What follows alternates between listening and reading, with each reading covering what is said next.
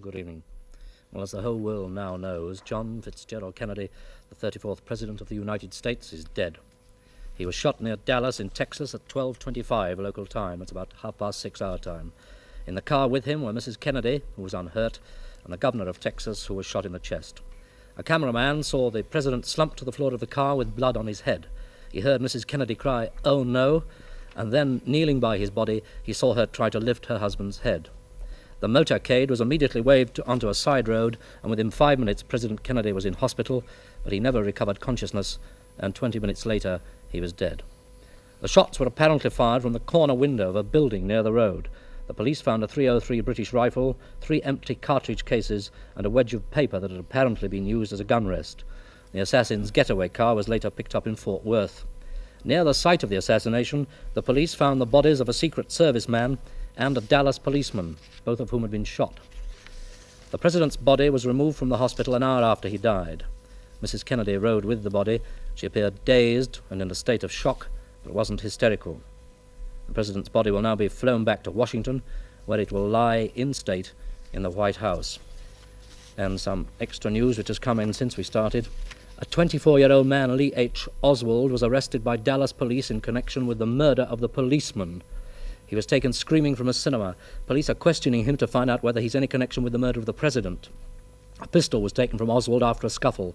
The police said Oswald told them, "Well, it's all over now." Another piece about Oswald. When arrested, Oswald was wearing ragged trousers and sports coats, 5'9" tall. In 1959, he defected to the Soviet Union. He returned to the United States last year with a Russian wife and child. He went to the Soviet Union following his discharge from the Marines and later informed the U.S. Embassy in Moscow that he'd applied for Soviet citizenship. And another piece about the late President's body. Mr. Kennedy's body is to lie in state tomorrow at the White House. The President's body is due in Washington at 11 o'clock GMT tonight. It'll be taken first to the Bethesda Naval Hospital. President Kennedy's 2 children, Carolyn, age 5, and John, nearly 3, have so far not been told of their father's death, the White House spokesman said tonight. He said the children were at the White House in the care of their nurse. President Johnson, as we must now call him, was sworn in at 1:30 p.m., which is 7:30 GMT. It was officially announced in Dallas today, and he took the oath aboard the presidential plane while it stood on Dallas Love Field, preparing to fly to Washington. Well, during the evening we hope to be bringing you some reactions from people in the street here. But now over to Mike Scott for some world reactions.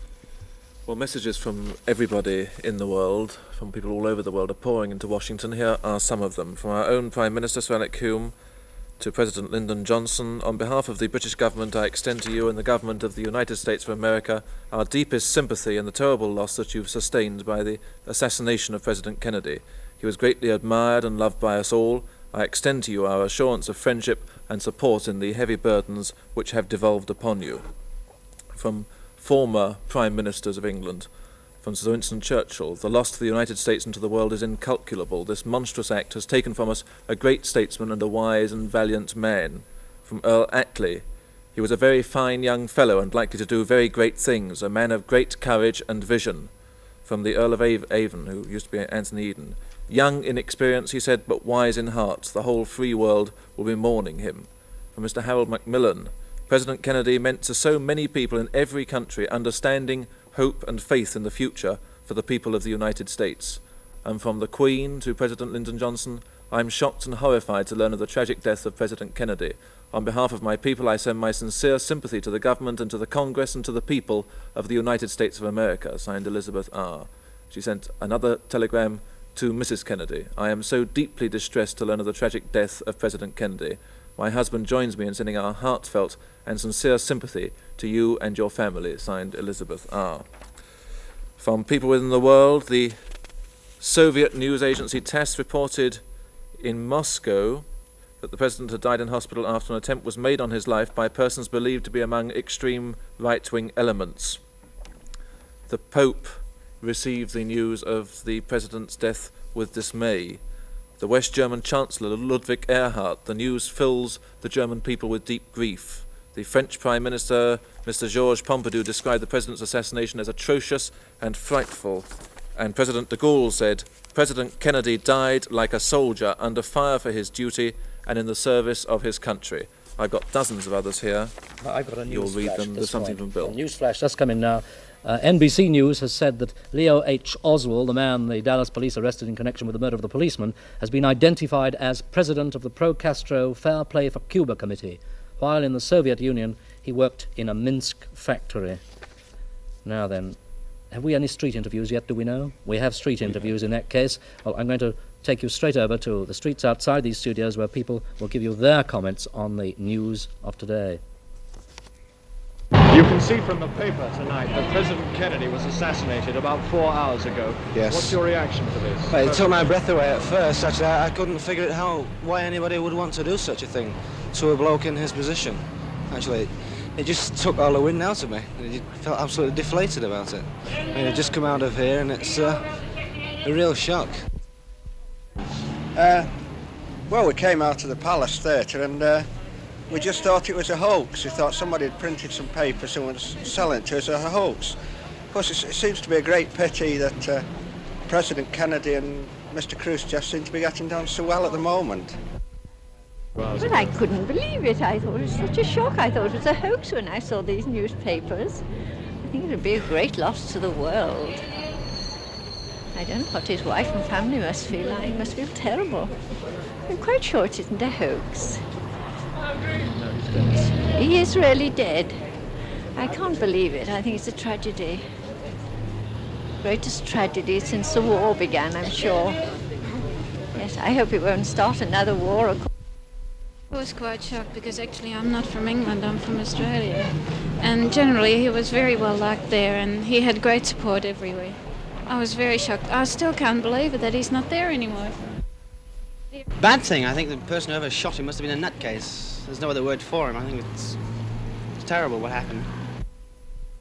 I suppose if we get somebody like Barry Goldwater in, he might have us all blown up or something, you know. I can't believe it. Why should anybody do such a thing?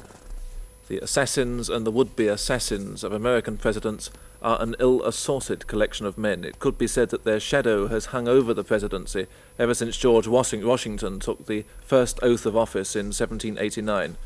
But it was not until 1835, 128 years ago, that someone actually tried to kill a president. That someone was Richard Lawrence, a house painter who was obsessed with the belief that the President Andrew Jackson was withholding money from him. It was on a Friday that Jackson was walking in a funeral procession in Washington. Richard Lawrence fired 2 shots at the president, and he missed. Jackson lived on to die peacefully 10 years later. But 30 years later, in 1865, the assassin didn't miss. His name was John Wilkes Booth. He was an actor, and he shot Abraham Lincoln in the back of the head at a Washington theatre on the night of April the 14th. The death of Lincoln robbed America of a great man. In return, the life of John Wilkes Booth gave nothing to the country. Lincoln's assassination was the first of 3 consecutive murder attempts which succeeded. The second occurred in 1881 when President James Garfield was shot in the back as he was about to board a train at a Washington railway station. His executioner was Charles Guiteau, a member of the president's own political party who believed that Garfield's death was necessary to unite Republicans. In 1901, President William McKinley was shot in the chest at the Pan American Exposition in Buffalo, New York. He died 8 days later. Since then, and until now, the assassins have failed. Theodore Roosevelt was wounded in 1912 when a saloon keeper named Schrenk shot at him in Milwaukee. In 1933, Franklin D. Roosevelt narrowly escaped death in Miami, Florida. An Italian bricklayer fired at him 5 times. He missed the president, but he killed the mayor of Chicago. And as the mayor lay dying by Roosevelt's side, he said to him, "I'm glad it was me instead of you." President Truman had an attempt on his life as he was taking a nap in Blair House, Washington in November 1950.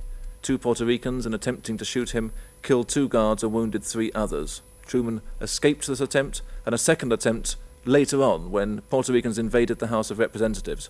5 congressmen were wounded, but none were killed. The final chapter, or the latest chapter in the American history of assassinations, is yet to be completed. Bill Grundy. Well, we know about the event. What about its implications? With me are 2 people from Manchester University, Richard Rose, next to me, who is a lecturer in government, and across from me, Marcus Cunliffe, who is Professor of American History, with Marcus Cunliffe, his wife Mitzi Cunliffe, who is herself an American. First of all, gentlemen, did was it Kennedy who held the Democratic Party together? And if it was, can Lyndon Johnson do the same? Richard Rose? No, the Democratic Party has stuck together through thick and thin for almost 100 years, but Kennedy was a good man to hold the Democratic Party together, and I think Lyndon Johnson is the same sort of man. The question is, of course, whether or not events themselves will make it more difficult, depending upon the kind of man who shot the president. This is one of the enormously important points, isn't it? There must be hundreds of people sitting trying to guess the future now, but I think if the assassin is a man who has no connection with white racialist problems, this will obviously change a great deal the internal dissensions within the party. If the killer is or had been a man who was a white extremist, then this would clearly raise enormous problems for Lyndon Johnson.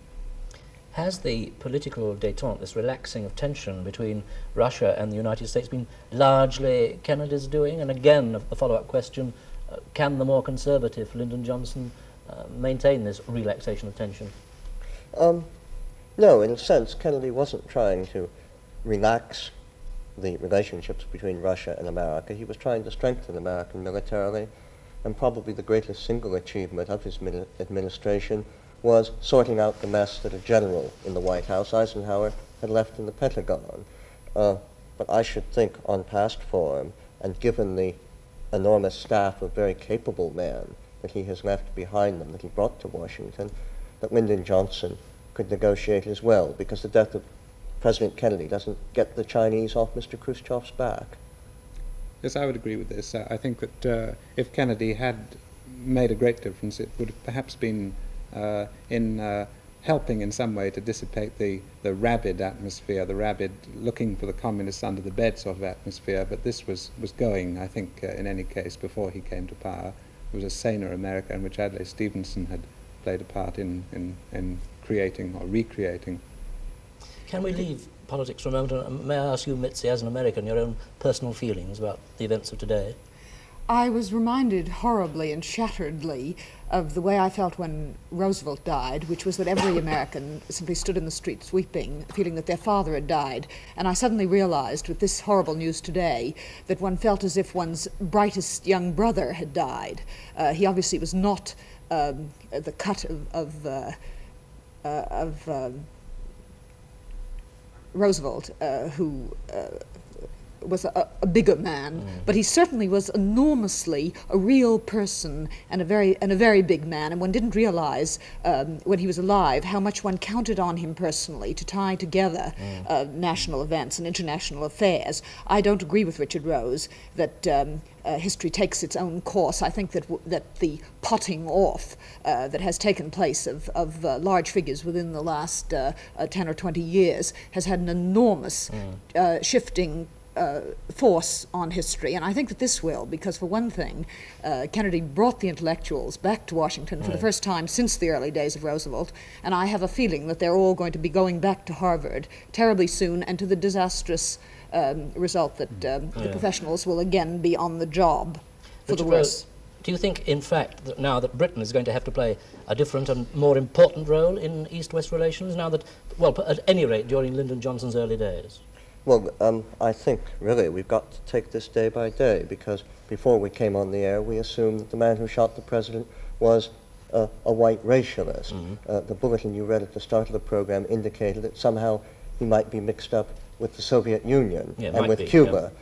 Certainly, if the man who shot the president was pro-communist, this is going to create an immediate crisis. And certainly Britain might step in as an honest broker, as a go-between, and simply helping to soothe things down. But we'll need to know more about Mr. Oswald. Is that a reasonable sort of analysis, Marcus? I think so, yes. I think there are limits to what Britain can realistically do.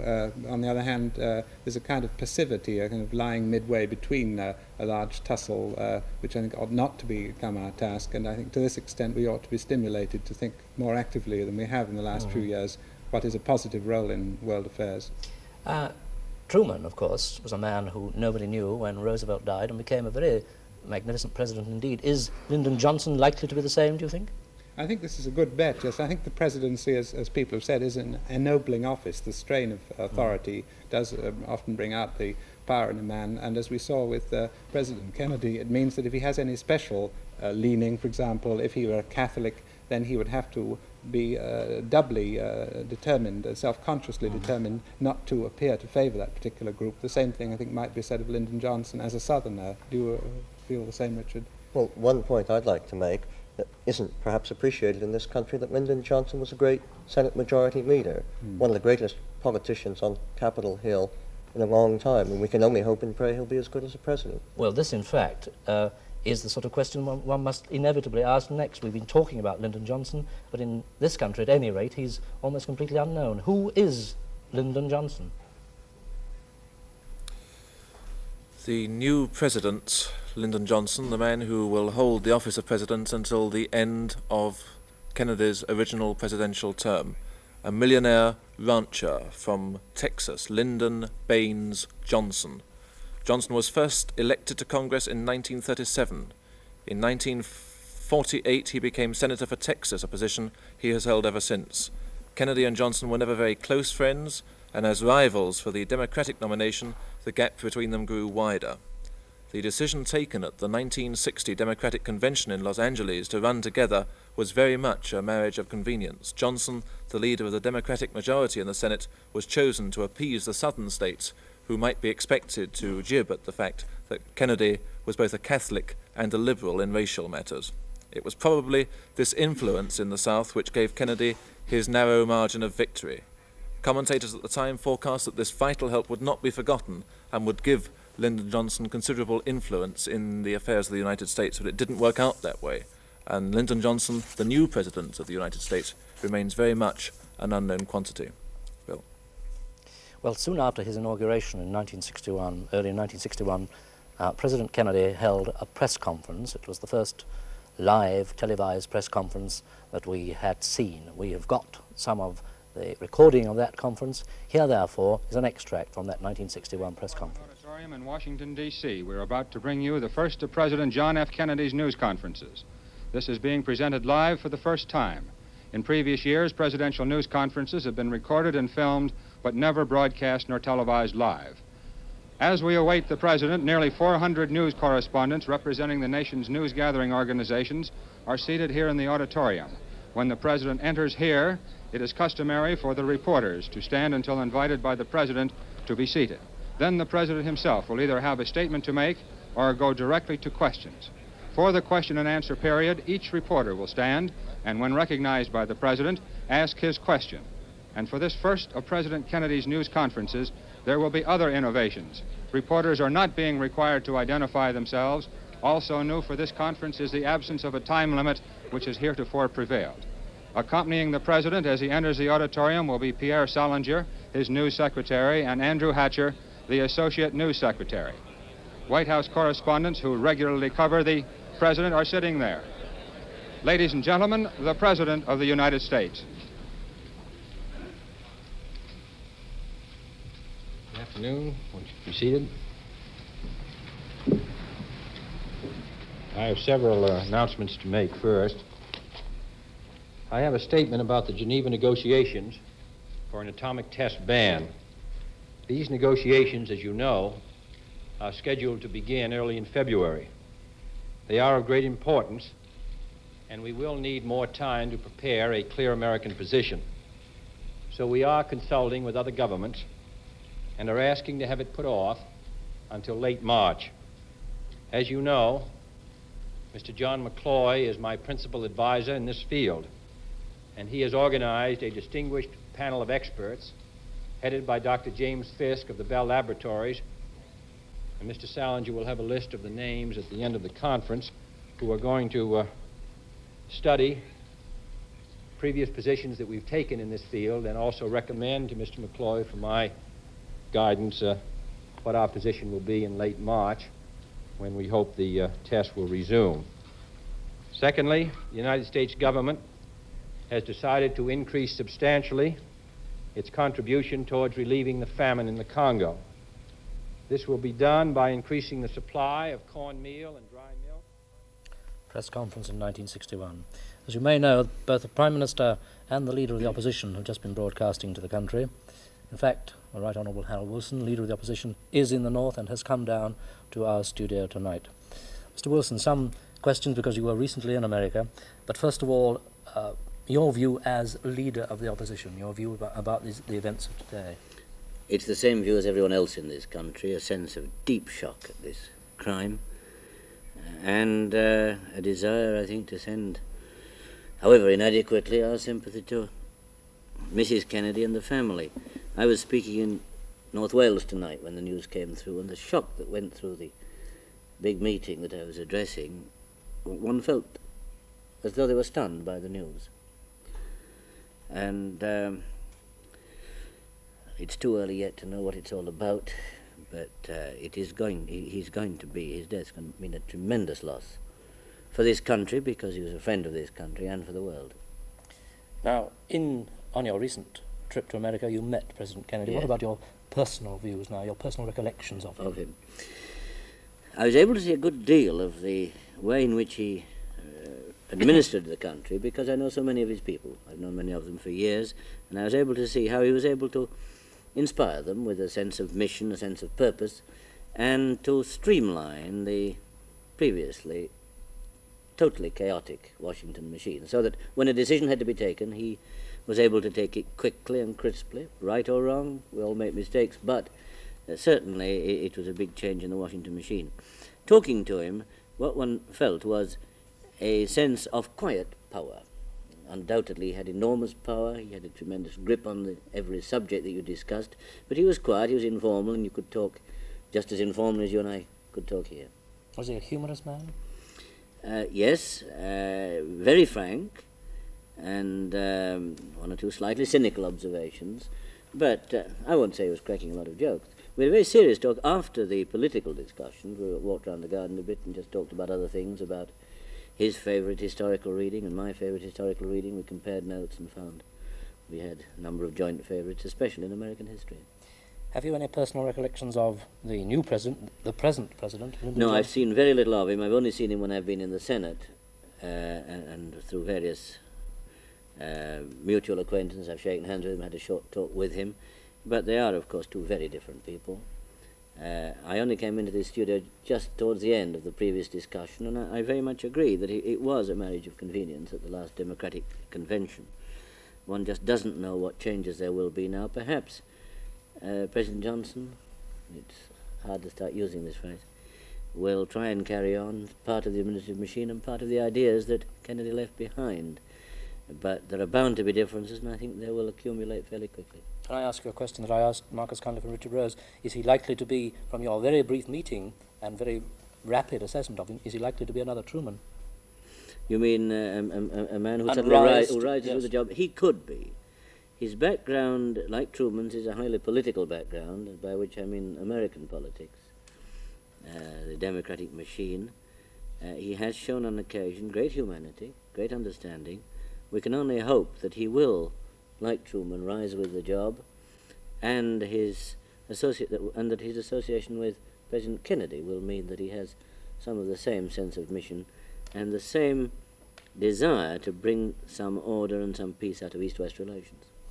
As a potential Prime Minister of this country, Mr. Wilson, what do you think Britain's role will be in the period when Lyndon Johnson is finding his feet? Much stronger, much more involved in East-West relations? It's too early to say, and of course we don't know enough yet about the motive for the crime, if there was a motive for this crime.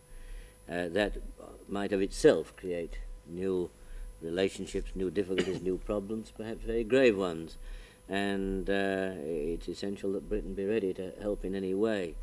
But I think any suggestion, particularly on the very day of the tragedy, that Britain was hoping to take on greater power, greater influence because of this tragedy, I think will be very much resented. I hope we'll show by our sympathy, by our understanding, that the death of President Kennedy is a personal loss to us as well as to every American. I hope we'll show that we're prepared to do anything that is reasonable to help East-West relations, and if possible stand between them and Russia if there are increased difficulties arising out of it. Thank you, Mr. Wilson. Well, now, in the summer of this year, President Kennedy, who was only 2 generations removed from his Irish ancestors, went back to Ireland and there held a very pleasant, very amusing and totally informal conference with people at Wexford where his ancestors had come from. Here's a bit of that conference.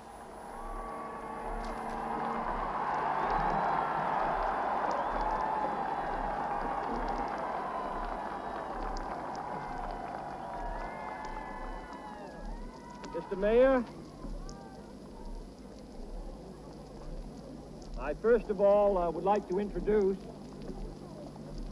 two members of my family who came here with us. My sister Eunice Shriver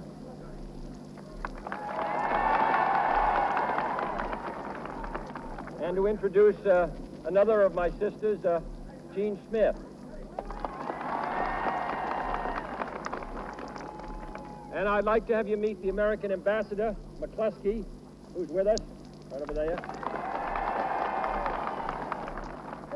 And I'd like to have you meet the head of the American labor movement, whose mother and father were born in Ireland, George Meany, who's traveling with us. And then I'd like to have you meet the only man with us who doesn't have a drop of Irish blood, but who's dying to. The head of the protocol in the United States, Angier Biddle Duke. See,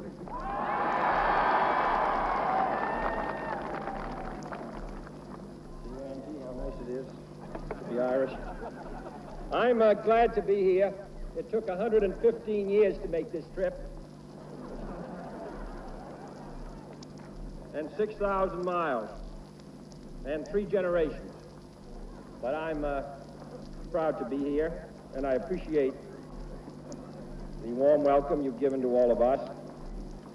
When my great-grandfather left here to become a cooper in East Boston, he carried nothing with him except 2 things: a strong religious faith and a strong desire for liberty.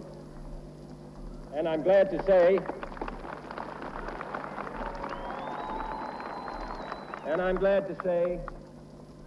that all of his great-grandchildren have valued that inheritance.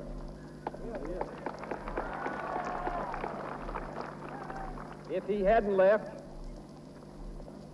I'd be working over at the Albatross Company.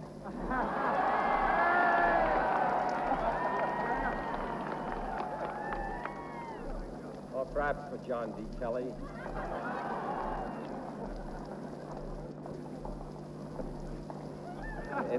In any case, we're happy to be back here.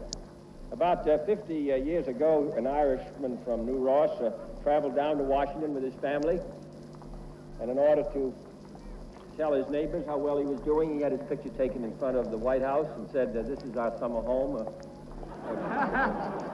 Come and see us." Well, it's our home also in the winter, and I hope you will come and see us. Thank you.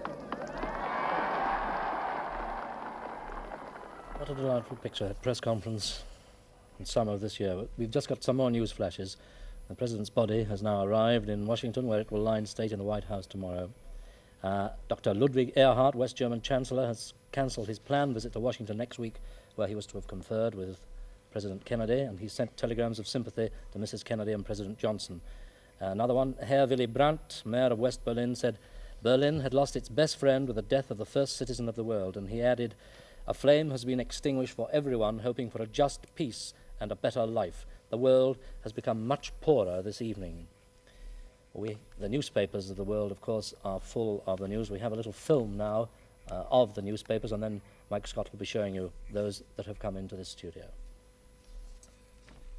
We've already got tomorrow's newspapers. Judging by this film, so have a lot of other people. They all have the same sad tale to tell. I'll read you some of the headlines from the ones I got in the studio whilst you look at this. The Daily Herald, headlines, "Sniper strikes as he tours race hate state," and then in big block capital letters, "Kennedy assassinated. Anguished Jackie cradles him in her lap as he dies." Daily Telegraph, Kennedy assassinated, shot in the head in open car on Texas Festival Drive. Daily Express, Kennedy is dead, car ambushed. Daily Mirror, Kennedy is assassinated. Jackie threw her arms round him and cried, "Oh no." The Guardian, President Kennedy assassinated, shot beside wife in open car. And the Mail, as everybody else, Kennedy assassinated. I'd like to read you a little from the editorial of the Mail because I think it sort of sums things up in a way. It says, "There are moments of historical disaster which are so shocking in their character and far-reaching in their effects as to defeat adequate human expression. The assassination of President Kennedy is one of these." I don't think there's anything more to say from tomorrow's papers.